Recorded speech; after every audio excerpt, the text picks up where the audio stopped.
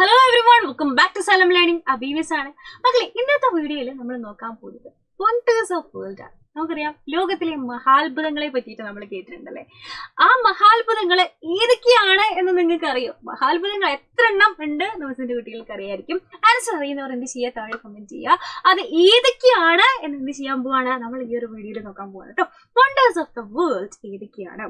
First one pyramid ആണ്. Okay, അപ്പൊ ഈ പിരമിഡ് എന്ന് പറയുന്നത് എവിടെയാണ്? നമ്മുടെ ഈജിപ്തിലാണുള്ളത്. സോ ഈജിപ്തിലെ പിരമിഡ് ആണ് നമ്മുടെ ലോക മഹാത്ഭുതങ്ങളിൽ ഒന്നെന്ന് പറയുന്നത്. അപ്പൊ പിരമിഡിനെ പറ്റിയിട്ട് കേട്ടിട്ടുണ്ടാവും, പിരമിഡിന്റെ ഫോട്ടോസ് എങ്കിലും നിങ്ങൾ കണ്ടിട്ടുണ്ടാവും അല്ലെ. അപ്പൊ മഹാത്ഭുതങ്ങളിൽ ഒന്നാണ് എന്ത്? നമ്മുടെ പിരമിഡ് എന്ന് പറയുന്നത്. കഴിഞ്ഞോ? ഇല്ല.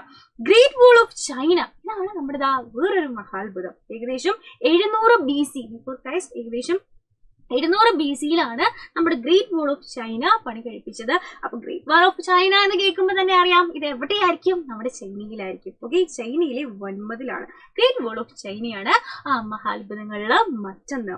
പിന്നെയും ഉണ്ടല്ലോ, എന്താണ്? വണ്ടർ പെട്ര അല്ലെ, ജോർദാനിലുള്ള 312 BC-യിലുള്ള ജോർദാനിലുള്ള വണ്ടർ പെട്രയാണ് ലോക മഹാത്ഭുതങ്ങളില് അടുത്ത ലിസ്റ്റിലുള്ളത്. ഓക്കെ, ആ ലിസ്റ്റിലുള്ള അടുത്ത ഐറ്റം.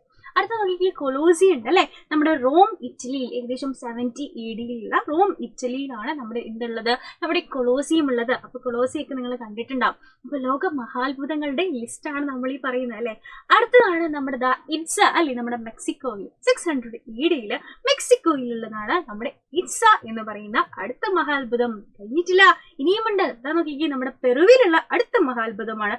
ഇയർ 1438 AD-യിലാണ് നമ്മുടെ ഈ ഒരു മഹാത്ഭുതം അല്ലെ.